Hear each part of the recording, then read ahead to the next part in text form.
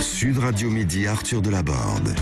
De retour sur Sud Radio, un vote au bout de la nuit vers 5h40 ce matin, et c'est donc fait. Les députés ont adopté en première lecture le projet de loi anti-Covid. C'est au tour des sénateurs désormais de se pencher sur ce texte qui doit rendre la vaccination obligatoire pour les soignants à partir de la mi-septembre et qui doit aussi évidemment élargir le pass sanitaire. Deux invités pour en parler, Marine. Oui, et avec nous pour en parler, Pierre Schwab-Tellier, infirmier aux urgences de l'hôpital Beaujon à Clichy et membre du collectif Interurgence, et Frédéric Valtou, président de la Fédération hospitalière de France et maire de Fontainebleau. Bonjour messieurs. Et bonjour à vous, merci d'être avec nous. On va donc s'intéresser plus spécifiquement à la situation de nos hôpitaux qui commencent à faire face à cette quatrième vague et à ce variant Delta dont on parle beaucoup. Et je voulais commencer par vous interroger sur ce pass sanitaire qui sera donc bel et bien obligatoire pour les patients non urgents et les visiteurs dans les établissements de santé et dans les maisons de retraite, puisque l'Assemblée a d'abord voté contre l'avis de l'exécutif hier soir, mais en toute fin de discussion vers 5h du matin, eh bien le gouvernement est revenu sur deux amendements pour réintroduire cette obligation de passe sanitaire à l'hôpital. Est-ce que c'est une bonne chose selon vous, Frédéric Valtou d'abord ? Oui, bonjour. Oui, je pense que le pass sanitaire à l'hôpital, c'est une bonne chose. Il y a d'abord aucune raison, alors qu'on va demander à tout le monde, à toutes les institutions, toutes les organisations, de répondre à cette obligation de pass sanitaire. Qu'il n'y a aucune raison que les hôpitaux y échappent, d'une part. Puis deuxièmement, il faut se rappeler qu'il y a quelques semaines ou quelques mois encore, on a pu critiquer les hôpitaux parce que des personnes ont été contaminées à l'hôpital. Il faut faire de l'hôpital un lieu qui soit protégé du Covid autant que possible, bien sûr avec des exceptions. Et je pense que j'ai pas lu les derniers textes de la loi parce qu'il a été adopté dans la nuit très tôt ce matin. Très tôt, ouais. Mais sans doute qu'il y a des détails qui ont été apportés qui permettent effectivement de laisser la libre appréciation aux soignants sur quel est le degré d'urgence. Ça, c'est pas au texte de le définir, c'est aux médecins, c'est aux soignants, c'est aux services d'urgence qui reçoivent les patients pour dire effectivement telle personne, on le prend en charge parce que la mission de l'hôpital c'est de prendre en charge tout le monde selon le degré d'urgence et la nécessité. Et ça, bien sûr, ça doit être profondément respecté. De la même manière, il faut pouvoir donner de la souplesse à de la famille, des proches qui viendraient à l'hôpital voir quelqu'un qui est peut-être en fin de vie et qui a besoin d'être entouré de ses proches. Là aussi, on se souvient qu'au premier confinement, la stricte restriction d'accès aux hôpitaux avait placé des personnes dans une situation où finalement ils décédaient à l'isolement sans jamais revoir leur famille, ce qui était bien sûr douloureux pour eux-mêmes bien sûr, mais surtout pour les familles. Justement, avec ce pass sanitaire, Frédéric Valtou, tout de même, est-ce qu'on va pas revoir ces scènes, ces drames humains qu'on a tous gardés en mémoire? Il y a un risque tout de même. Il faut l'éviter, et je pense que la souplesse doit nous conduire, le bon sens doit nous conduire à ce que ce soit les équipes médicales, les équipes hospitalières qui effectivement apprécient s'il y a nécessité de déroger au pass sanitaire pour à la fois les patients pris en charge, mais aussi pour les proches qui viendraient visiter un patient à l'hôpital. Je pense que c'est très important de laisser la main aux équipes hospitalières, aux équipes de terrain. Alors justement, Pierre Schwab-Tellier, vous êtes infirmier, je le rappelle, membre notamment du collectif Interurgence. Sur cette question du pass sanitaire à l'hôpital, vous avez quelques réserves, je crois. Oui, tout à fait. Comme on vient de le dire, les limites humaines de l'accès vont reposer sur le personnel soignant. C'est toujours nous qui sommes en gros responsables de gérer ce qui se passe à l'intérieur, mais je trouve que c'est assez limite puisque ça sera toujours du cas par cas et ça dépendra des gens qui contrôleront. Donc je trouve cette mesure toujours dans un contexte un petit peu illogique et c'est un hôpital dont on parle. Donc normalement l'accès devrait être libre et l'accès aux soins devrait être un devoir en tout cas de l'État d'assurer l'accès aux soins.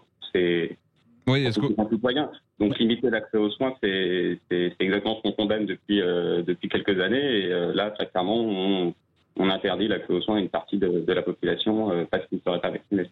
Donc je suis totalement pour la vaccination. Je n'ai aucun argument contre la vaccination, mais limiter l'accès aux soins, là par contre, ça dépasse une certaine limite en tout cas. Et Pierre Schwab-Tellier, on peut aussi imaginer peut-être des disparités dans l'appréciation de ce pass sanitaire aussi entre les hôpitaux. À partir du moment où c'est un humain qui va devoir apprécier, ça dépendra de l'être humain qui sera en face de vous. Donc oui, et ça ne fera que renforcer l'agressivité de certaines personnes envers le personnel soignant ou envers les personnels. Enfin, la Fédération hospitalière de France avait établi à 60 millions le prix par mois de gérer cette sécurité à l'entrée. Enfin, c'est quand même assez drôle d'entendre cet argent dépensé sans aucun problème pour sécuriser pour fliquer, on va dire, les abords des hôpitaux, alors qu'il y a quelques mois, on n'avait pas d'argent pour former les aides-soignants à devenir infirmières. Enfin, je trouve que là, il y a une incohérence dans la nécessité. Et actuellement, on s'agite sur la 4e vague. C'est l'arbre qui cache la forêt, le vrai drame que vous voyez actuellement.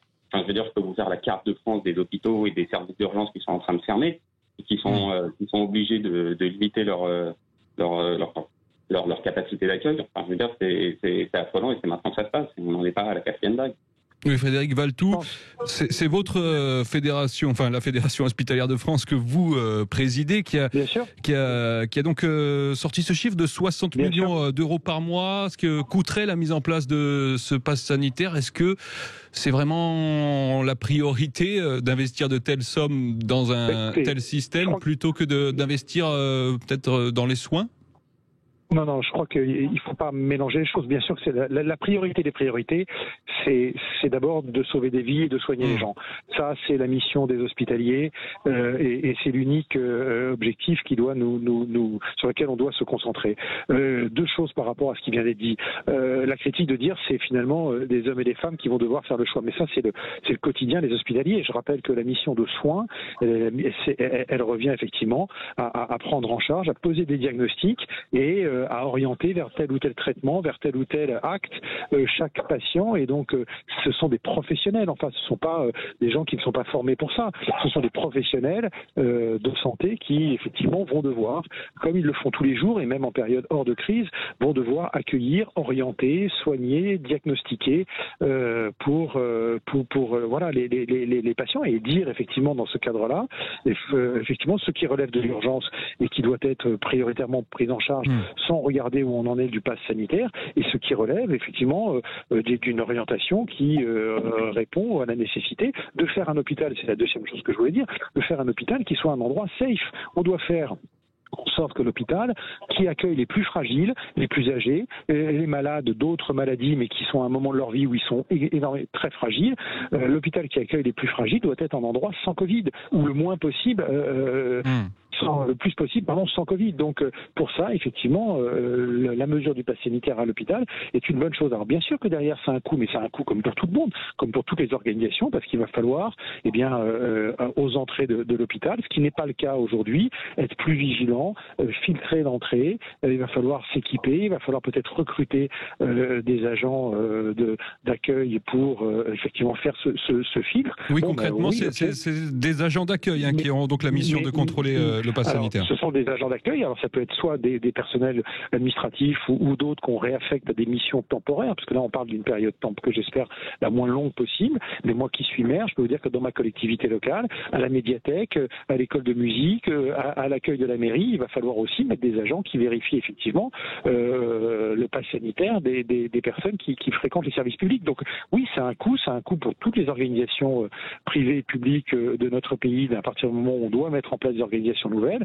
Bon, on a effectivement rappelé au gouvernement que c'était 60 millions d'euros, mais on l'a dit pas pour dire on veut pas le faire. On l'a dit pour dire il faut prendre cette dépense nouvelle en compte, justement, pour qu'au moment où l'État va devoir rembourser les hôpitaux des frais qu'ils ont avancés pour les Covid, on prenne bien ça en compte et que ça ne vienne pas justement fragiliser la mission de soins et pénaliser budgétairement d'autres fonctions de l'hôpital qui sont des fonctions médicales.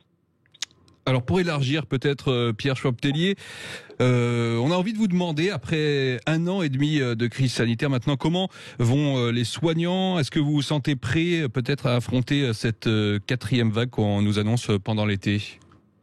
Pour la plupart des soignants, on est épuisé. Beaucoup de soignants refusent de toute façon de retourner dans les secteurs du Covid comme ils ont pu le faire durant les premières, deuxième, troisième vagues. Oui. Là, actuellement, on voit que c'est de plus en plus difficile actuellement déjà de travailler. On a de plus en plus de restrictions. Enfin, l'hôpital est retourné dans son anormalité avec un grand A. on est retourné sur des objectifs budgétaires et c'est redevenu une entreprise. On est retourné sur de la rentabilité, sur un objectif de remplir les salles, mais les services sont pleins, on n'a plus assez de personnel, on est dans une situation où on travaille en ce qu'on appelle en mode dégradé, c'est-à-dire en sous-effectif. Et oui, ça met en danger actuellement les patients, et une quatrième vague serait de toute façon dramatique pour l'hôpital et pour les professionnels. Frédéric Valtou, sur cette quatrième vague qui s'annonce, vous l'entendez, ce malaise quand même des soignants, vous le percevez, vous, en tant que président de la Fédération hospitalière de France ? Oui, mais je partage les propos qui viennent d'être dits. C'est vrai que aujourd'hui les personnels sont à la fois épuisés. Et cette quatrième vague qui arrive, alors qui sans doute, et il faut l'espérer, amènera peut-être moins de personnes, moins de patients dans les hôpitaux et surtout dans les services de réanimation. Néanmoins, cette quatrième vague arrive à un moment où, à la fatigue, à l'usure des personnels qui depuis 18 mois sont en première ligne, qui n'ont pas pu, pour la plupart d'entre eux, prendre tous les congés auxquels ils auraient du droit, qui ont dû faire des sacrifices aussi sur la vie familiale, sur les temps de travail et les temps de repos. C'est vrai que à cette situation ça arrive au moment où il y a l'été, et l'été, ça arrive en plein été. Et l'été, c'est un moment où effectivement les services hospitaliers sont frappés par un absentéisme fort, par un manque de personnel lié aux vacances, qui est évidemment fort. Les hospitaliers sont comme tout le monde. Ils ont besoin de vacances, ils ont besoin de repos, ils le prennent l'été, inévitablement. Dans un hôpital qui souffrait déjà structurellement de manque de personnel, il faut rappeler qu'avant la crise, il y avait déjà 30% de personnel de sous-effectifs, on va dire, dans les hôpitaux. Et c'est vrai que ces vagues à répétition frappent un hôpital qui était déjà malade avant la crise et donc qui est encore plus en difficulté aujourd'hui. Donc il faut espérer que cette quatrième vague ne soit qu'une vaguelette. Et pour ça, il faut la seule solution, le seul rempart, c'est la vaccination. C'est vrai que les hospitaliers abordent aussi cette quatrième vague dans un moment où ils sont majoritairement vaccinés, ce qui n'était pas le cas, au moins pour les 2 premières vagues qui ont été des plus violentes. Donc, oui, cette vaccination. Cette vaccination, elle va devenir obligatoire à partir du mois de septembre pour les soignants. Qu'est-ce que vous en pensez, Pierre Schwab-Tellier ? Je pense, alors je suis absolument pas contre le vaccin. Au contraire, nous militons pour la levée des brevets pour qu'il soit accessible dans tous les pays, puisqu'on combat quand même une pandémie et pas simplement une épidémie. Donc même si on est tous vaccinés en France, le fait que le monde soit pas vacciné est un problème. En tout cas, pour les vaccinations obligatoires de soignants, je pense que c'est dangereux, c'était mal amené, c'était peut-être trop tôt de le faire comme ça. Et aujourd'hui, braquer les soignants et les stigmatiser. Il faut bien comprendre que c'est des soignants, quand on regarde ceux qui sont pas en majorité vaccinés, ça se retrouve dans les EHPAD. C'est clairement des soignants qui ont été confrontés directement à l'épidémie et aux effets du Covid, donc ils sont informés des effets du Covid. Donc c'est assez surprenant que ces personnes-là soient réticentes à ce point-là au vaccin. Mais quand on regarde ce que leur a dit les membres du gouvernement pendant 2 ans, pendant l'année et demie de pandémie qu'on a eue, c'est-à-dire les masques, ça sert à rien, les tests, ça sert à rien, les protections, ça sert à rien. Puis après, c'était vous êtes malade, mais vous pouvez retourner travailler si vous avez les masques et vous ne contaminerez pas les patients. Et aujourd'hui, on leur dit vous avez tué 2000 patients, donc il faut vous vacciner. Je pense qu'au bout d'un moment, c'est un réflexe pavlovien. On se défend, c'est-à-dire qu'on sent que les gens nous mentent en face, même si c'est illogique, même si ça sera sur des bases complètement folles et qu'on peut dire qu'on peut quitter. Le manque de confiance est tel que c'est un réflexe maintenant pour certains soignants et inconsciemment, je pense, de refuser ce que dit le gouvernement. Et c'est le danger aujourd'hui qu'on a. Et le fait d'obliger, ça peut braquer un certain nombre de soignants. Et très clairement, aujourd'hui, on n'en a pas les moyens. Frédéric Valtou, vous venez d'entendre ce que nous dit Pierre Schwab-Tellier sur ce risque peut-être de braquer un certain nombre de soignants avec cette obligation vaccinale. Ça vous inquiète, ça ? Et moi, j'étais favorable, et depuis très longtemps, puisqu'avant même que la campagne vaccinale démarre, c'est ce que je plaidais. J'étais favorable à, effectivement, je suis favorable à la vaccination obligatoire des soignants. Et on l'a plaidé dès l'automne dernier, lorsqu'on a su les uns les autres que la campagne de vaccination allait pouvoir démarrer en janvier. On avait plaidé cette option. C'est une option qui n'a pas retenu le gouvernement. Je pense que ça aurait été plus simple. C'était pas une option de défiance, c'était pas une option de stigmatiser qui que ce soit. C'était une option pour protéger à la fois les soignants qui sont exposés depuis le début de cette crise, mais aussi ceux qui le prennent en charge. Donc, j'aurais préféré que cette option soit prise dès le début, ça aurait été clair, ça aurait été, ça n'aurait pas été une anomalie au sens où les soignants ont déjà une couverture vaccinale qui est bien plus large que celle des Français. C'est lié à leurs obligations professionnelles et donc ajouter un vaccin supplémentaire à la liste des vaccins obligatoires, pour moi n'aurait pas été n'aurait pas été un problème, et surtout on tuait le débat d'entrée de jeu puisque on ne traînait pas ça effectivement comme un boulet. C'est simplement quand on a vu que effectivement la vaccination ne prenait pas autant que le gouvernement peut-être l'espérait ou l'imaginait, qu'on a maintenant mis cette option sur la table, effectivement comme un rattrapage, en montrant du doigt effectivement que c'est des chiffres qui n'avançaient pas assez. Bon, c'est dommage, j'aurais pas fait comme ça, mais sur le fond ça ne me choque pas.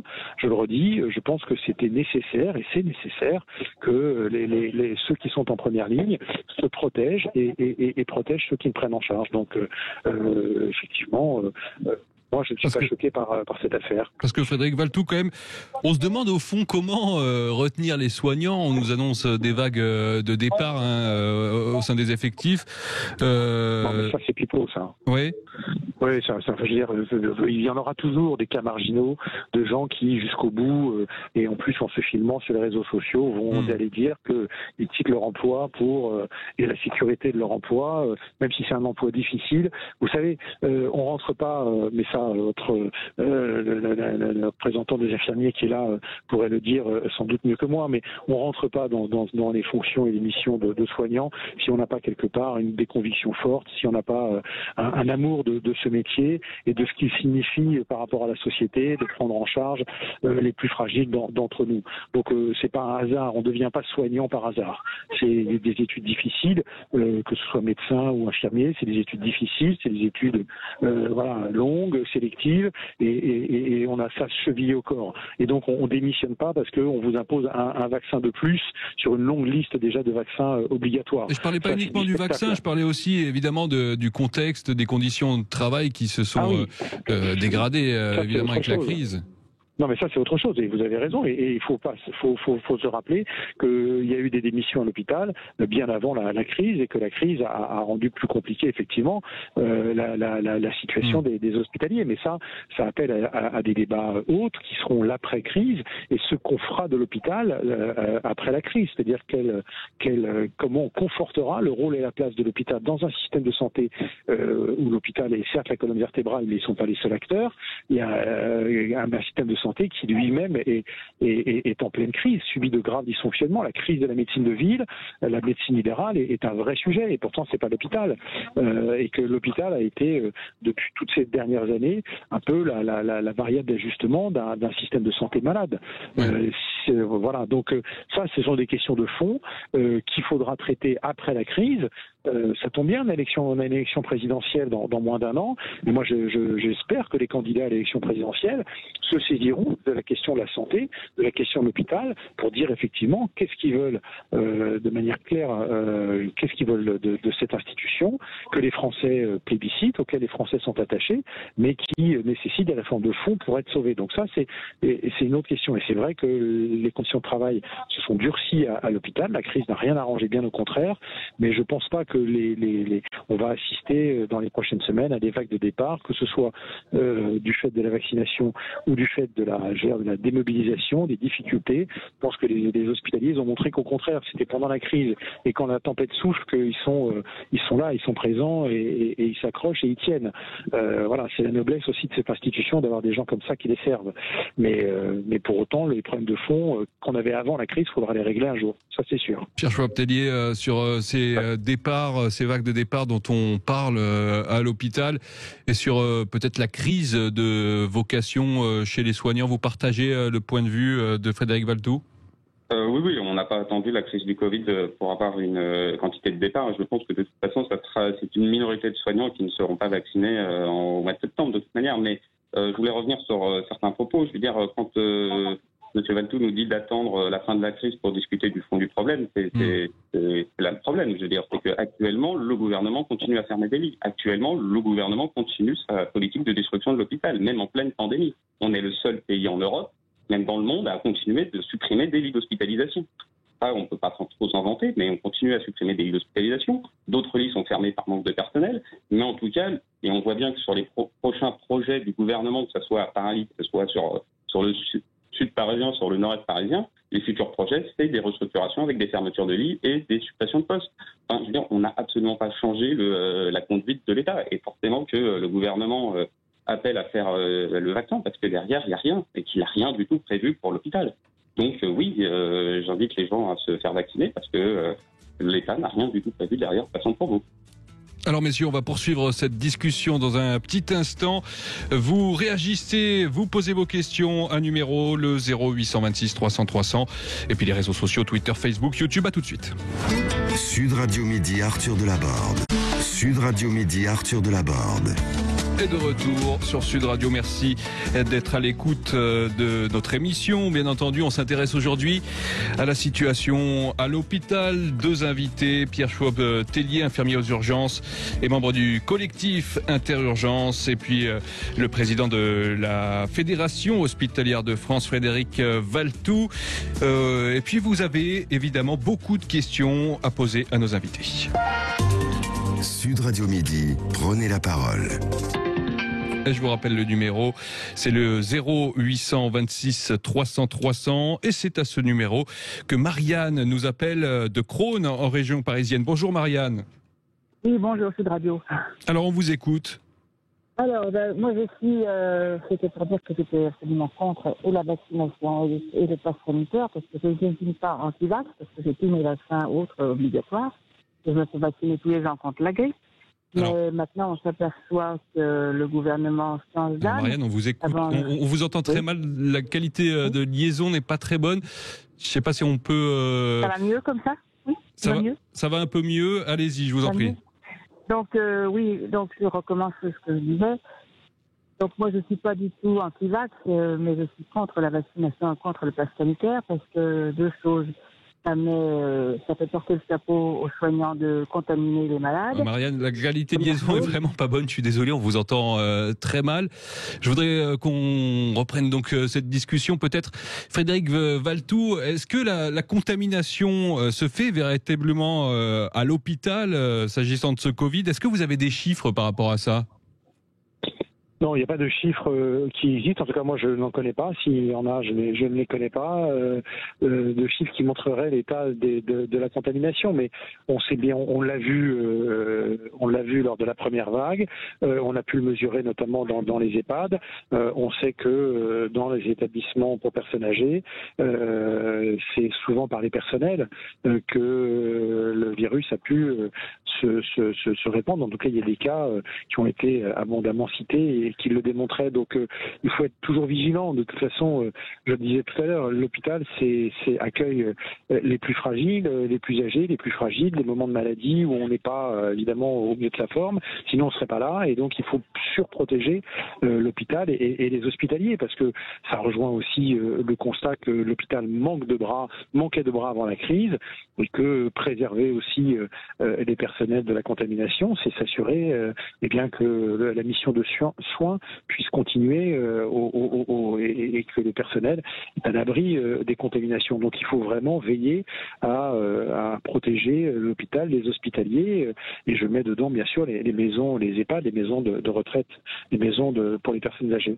Et sur cette mission de soins, peut-être plus spécifiquement hors Covid, on sait qu'on a accumulé un certain retard avec la déprogrammation de certaines opérations, notamment. On en est où aujourd'hui? Est-ce qu'on risque encore avec peut-être une part marginale liée à ce pass sanitaire, mais avec en tout cas la quatrième vague qui arrive? Vous avez des inquiétudes par rapport à...